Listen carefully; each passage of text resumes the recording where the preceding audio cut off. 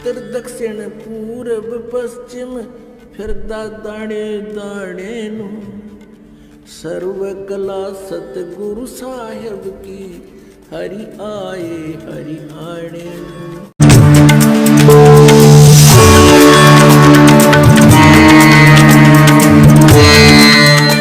पूर्ण ब्रह्म सारी सृष्टि के रचनहार कुल मालिक कबीर देव जी के इस पृथ्वी पर आगमन के उपलक्ष्य में परमात्मा के यहाँ सतलोक से चलकर आने के उपलक्ष्य में ये 5 दिवसीय सत्संग समारोह चल रहा है। धन भाग है आपके, बहुत ही पुण्य है आप जी के जो परमात्मा के इस सत्संग समारोह में आप उपस्थित हुए। आप जी को सत्यनारायण कथा सुनने को मिलेगी। आप जी को महसूस होगा कि हम किस लिए जी रहे थे, हमने जीने का टारगेट क्या बना रखा था और हमने जीने का उद्देश्य बनाना क्या चाहिए था।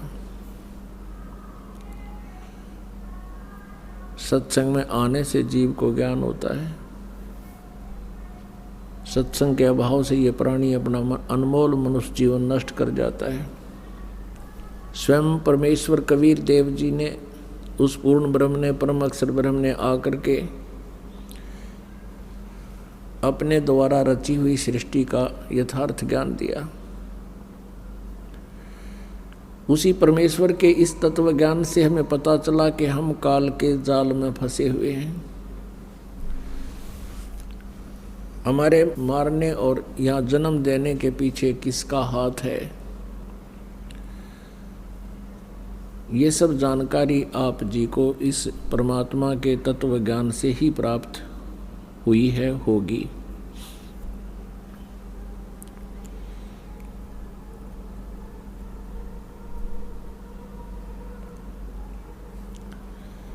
आप ये देख रहे हो कोई भी घर ऐसा खाली नहीं है जहां आपदाएं ना हो, और गलत साधनाएं करके सभी के पूर्वज प्रेत योनि या अन्य पशु पक्षियों की योनि को प्राप्त हो चुके हैं।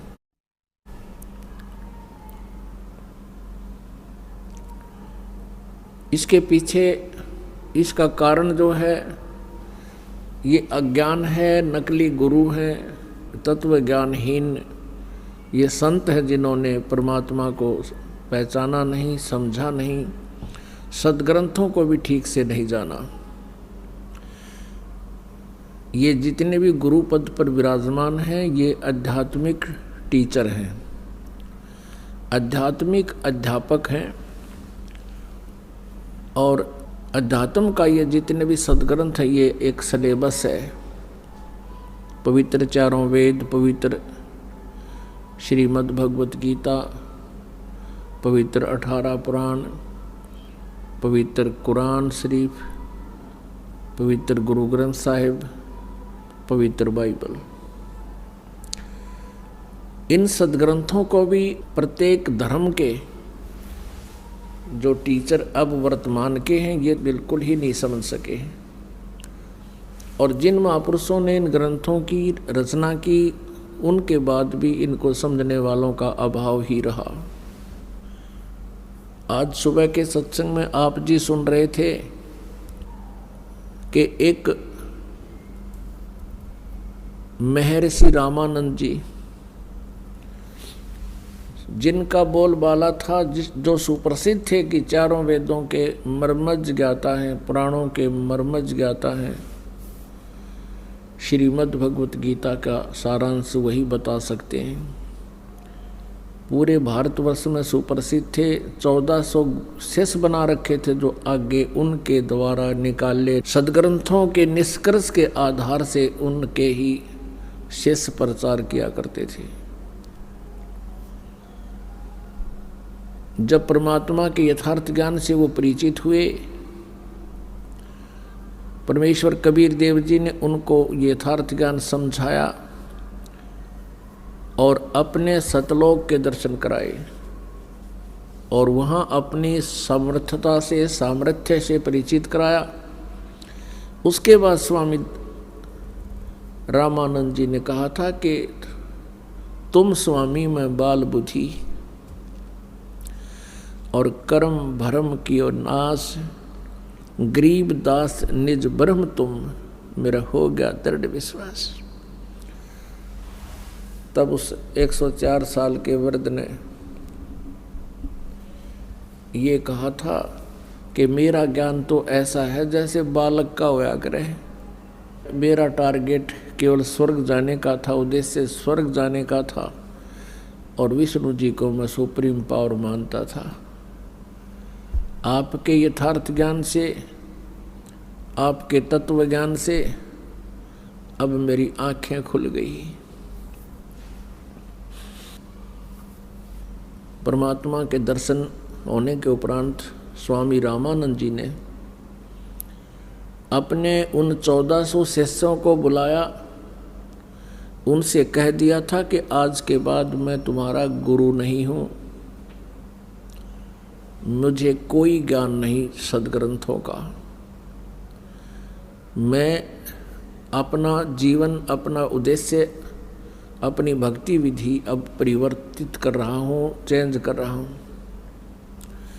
और आप जी से भी प्रार्थना करता हूँ कि आप भी इसका गहनता से विचार करके, और ये स्वयं परमेश्वर आए हुए हैं कबीर जी, इनसे ज्ञान ग्रहण करो, दीक्षा ले लो। लेकिन ये महिमा की भूख, पुण्यात्माओं, जो भी अच्छी आत्माएं हैं ये भगवान के लिए निकलती हैं, परमात्मा के लिए तड़फते हैं। इनको फिर ऐसे गुरु मिलते रहे जिनके पास कोई ज्ञान था नहीं, और फिर उनको वो आगे अपना जो है सबॉर्डिनेट बना देते रहे। सबॉर्डिनेट बनाने के बाद फिर वो आगे फिर अपने अपने शिष्य अलग से बना लेते हैं। वो प्रभुता की चाह उनसे छूटी नहीं। और रामानंद वो ब्राह्मण थे और ब्राह्मण वाला कर्म उन्होंने किया। ब्राह्मण सोए जो ब्रह्म पहचाने हैं। उसके बाद रामानंद जी का विरोध करने लग गए वो ब्राह्मण, और 1400 ऋषि भी उनसे विमुख हो गए, उनके शिष्य भी। परमात्मा कबीर जी कहते हैं, राज्य तजना सहज है, सहज त्रिया का ने, मान बढ़ाई ईर्षा दुर्लभ तजना ये। इनके तजे बिना परमात्मा निकट नहीं आ सकता। अब रामानंद जी ने ये शब्द कहे कि तुम स्वामी मैं बाल बुद्धि, आप मेरे गुरु जी, मैं आपका बच्चा, मुझे स्वीकार करो। तब परमेश्वर ने कहा कबीर जी ने कि स्वामी जी, आप मुझे समझ चुके हो, मेरे उद्देश्य से भी परिचित होजिए। मेरे उद्देश्य से परिचित होकर के आप मेरा सहयोग दीजिए। परमात्मा ने बताया कि ये काल का जाल है। स्वामी रामानंद जी को बिल्कुल स्पष्ट समझा दिया, वो भी मान गए इस बात को। फिर परमेश्वर ने कहा कि आप मेरे गुरु बने रहना, लेकिन साधना जैसे मैं बताऊं ऐसे आप कीजिए। गुरु शिष्य के नाते को आप बनाए रखना, क्योंकि आने वाले समय में, कलयुग में, बिचली पीढ़ी में, जब बहुसंख्या में हंस पार होंगे, उस समय ये काल के दूत एक ही आंट अड़ा देंगे कि गुरु की औ आवश्यकता नहीं है, और कहेंगे कबीर जी ने कौन सा गुरु बनाया था। इसलिए स्वामी जी, औपचारिक रूप से आप मेरे गुरु बने रहिए, लेकिन वास्तव में जो साधना ये दास बतावे ऐसे आप कीजिए, आपका कल्याण हो जाएगा। अब परमात्मा कबीर जी के उस आग्रह को स्वामी रामानंद जी टाल नहीं सके, बल्कि उनका आत्मा बहुत दुख पा रही थी और महसूस करते रहे काफ़ी दिन तक कि मैं कर तो गलत रहा हूँ। लेकिन परमात्मा उनको बार बार याद दिलाते थे, स्वामी जी ये काल का भयंकर जाल है, इसको ऐसे ही तोड़ा जा सकता है। तो पुण्यात्मा, गुरु इस आध्यात्मिक मार्ग में अति आवश्यक है, लेकिन गुरु पूरा हो। ये नकली गुरुओं से बात बना नहीं करती। अभी तक जितने भी संत ऋषि हुए हैं, उन्होंने एक ही बात कही है कि परमात्मा निराकार है, वो आकार में कभी नहीं आता। जबकि हमारे सद्ग्रंथ इस बात के गवाह हैं कि परमात्मा साकार है, वो मनुष्य सदृश है। पुण्यात्माओं, स्वामी रामानंद जी से परमात्मा कबीर जी की गोष्ठी उसके बाद भी बहुत बार हुई।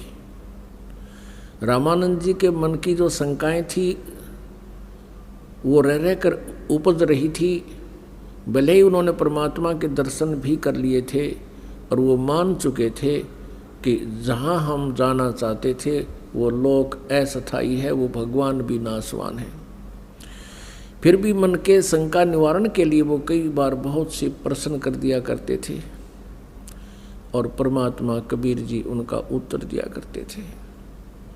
क्योंकि भक्ति प्रारंभ होने के बाद भी बहुत सी शंकाएं शिष्य के मन में उत्पन्न होती रहती हैं। स्वामी रामानंद जी ने बहुत बार प्रश्न किया, हे कबीर जी, हे परमात्मा, अब तो मैं आपके यथार्थ स्थान को देख चुका हूँ, मैं परिचित हूँ और ये मेरा हृदय मान चुका है कि परमात्मा साकार है और आप हैं। लेकिन वेदों में तो परमात्मा को निराकार बताया गया है, इसलिए हम भ्रमित थे। अब कबीर परमेश्वर जी ने कहा कि स्वामी जी, आज तक इन वेदों को किसी ने समझा ही नहीं। वेदों में परमात्मा साकार है, आप फिर से पढ़िए। अब रामानंद जी के वैसे तो सारे श्लोक याद थे, परमात्मा ने कुछ श्लोकों का मंत्रों के बारे में जानकारी दी तो स्वामी जी ने उनको पुनः पढ़ा तो उनमें स्पष्ट पाया कि परमात्मा साकार है। अब यहाँ परमात्मा कबीर जी कहा करते थे, गुरु बिन वेद पढ़े जो प्राणी, समझे न सार रहे अज्ञानी। गुरु बिन काहुन पाया ज्ञाना, जो थो था भूस छड़े किसाना। वेद पढ़े पर वेद न जाने, ये बाचे पुराण 18। जड़ को अंधा पत्ते खुआवे, ये भूल गे सिरजनहारा।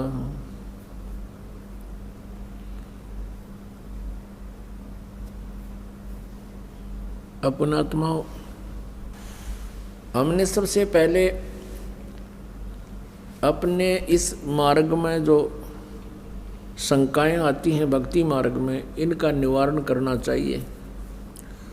शंका का समाधान हुए बिना ये प्राणी भक्ति पर लग नहीं सकता। और कबीर परमेश्वर जी कहते माँ मुंडो उस संत की, जिससे संशय न जाए। वो संत योग्य नहीं है जिससे शंका का समाधान ना हो, और आज तक शंका का समाधान किसी से नहीं हुआ कबीर परमेश्वर जी को छोड़, क्योंकि वो तो भगवान थे। और उन्होंने जो शंका का समाधान किया वो अन्य समाज ने स्वीकार नहीं किया। तो परमात्मा को समझने के लिए कबीर परमेश्वर जी ने स्वामी रामानंद जी को सृष्टि रचना सुनाई। अब यदि ये सृष्टि रचना स्वामी जी को पहले सुनाते परमात्मा, तो वह तो फिर अपने आप को बहुत विद्वान समझते थे और इस परमात्मा की सृष्टि रचना को यानी इस कथा को वो मात्र एक बनावटी कहानी समझते हैं। अब स्वामी रामानंद जी परमात्मा को सतलोक में देख चुके थे, तब परमेश्वर ने उनको सृष्टि रचना का ज्ञान दिया, जैसे धर्मदास जी को दिया अपनी प्यारी आत्मा को, ऐसे ही ज्ञान परमात्मा ने प्रत्येक उस पुण्यात्मा को दिया जिससे वो आकर विशेष रूप से मिले। वैसे तो परमेश्वर के 64 लाख शिष्य थे उस समय जब परमात्मा कबीर जी सन 1398 में प्रकट हुए। सन 1518 में 120 वर्ष रह करके एक सहशरीर चले गए। वो 64 लाख का जो समूह था वो परमात्मा को पहचान नहीं सका। वो 64 लाख केवल इसी आधार से शिष्य बने थे, वो महादुखी थे और फिर सुखी हो गए। परमात्मा के पास आते ही, कबीर जी के पास आते ही उनके सैकड़ों सुख उनको प्राप्त होने शुरू हो गए। उनकी बहुत सी आपदाएं केवल दर्शन मात्र से, कुछ आशीर्वाद से, और फिर परमात्मा उनको भक्ति की विधि बताते थे। उस भक्ति से उनके संकट निवारण होने लगे, जिस कारण से वो 64 लाख शिष्य हो गए और 64 लाख को बहुत लाभ हुआ। भक्ति भी उन्होंने मिली और सांसारिक सुख तो गिनती ही नहीं थी। लेकिन कुछ एक हंस थे, जैसे आदरणीय धर्मदास साहिब जी, आदरणीय नानक साहिब जी, आदरणीय मलुकदास साहिब जी, आदरणीय गरीबदास साहिब जी, आदरणीय दादू दास साहिब जी, आदरणीय घीसा दास साहिब जी। ये वो पुण्य आत्मा थी, ये वो श्रेष्ठ आत्मा थी जिनको परमात्मा विशेष रूप से आकर मिले। और ऐसी आत्माओं को वो प्रत्येक युग में मिलते हैं, ऐसा विधान है विधि का। उसी आधार से अपने स्वभाववश वो परमात्मा इन पुण्यात्माओं को मिले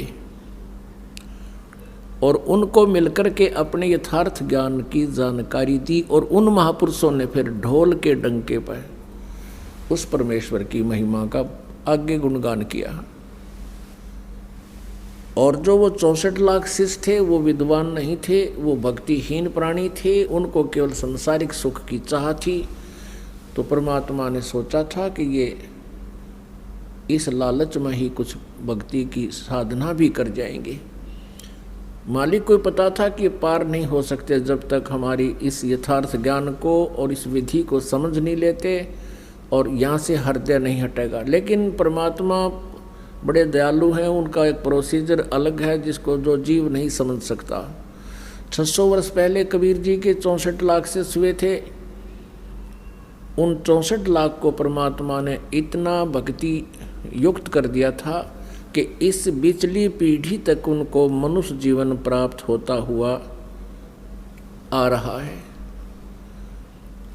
मोक्ष मंत्र तो उनको नहीं प्राप्त हो सका क्योंकि वो योग्य नहीं हुए सतनाम और सारनाम प्राप्त करने के। लेकिन उस दयालु ने ऐसी कृपा की कि हम वही प्राणी हैं जो आज शीघ्र परमात्मा के चरणों में आ रहे हैं, चाहे दुख से आते हैं या ज्ञान से आते हैं या किसी पुण्यात्मा के कहने मात्र से हम यहाँ आते हैं, आकर के फिर ज्ञान ग्रहण कर लेते हैं। तो वो पुण्यात्मा है जो 64 लाख परमात्मा परमेश्वर कबीर जी से विमुख हो गए थे। अब उस दयालु ने उस समय इतनी रजा बख्श दी हमारे ऊपर कि हम मनुष्य जीवन प्राप्त करते हुए आ रहे हैं, तो हमें भक्ति की भी कसक है।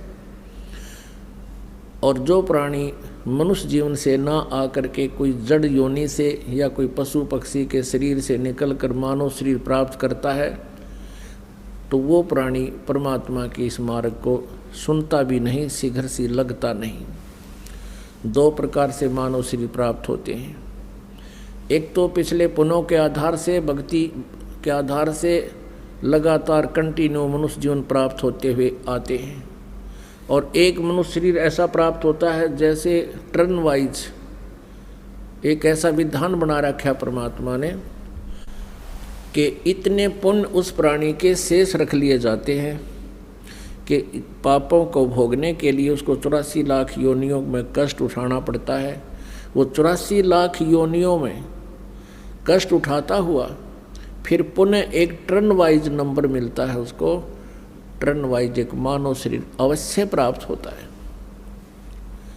तो उस मानव शरीर के अंदर जो अन्य पशु पक्षियों की योनि से आया है उस प्राणी को भक्ति मार्ग पर लगने में बहुत कष्ट होता है, बड़ा टाइम लगता है, वो बहुत कठिनता से स्वीकार करता है। और जो पुण्यात्मा कंटिन्यूस आ रहे हैं, मनुष्य जन्म है, फिर मृत्यु होगी, फिर मनुष्य जन्म प्राप्त हो गया, पिछले पुण्य इतने हैं, तो आज उनको ये भक्ति मार्ग समझने में देर नहीं लगती।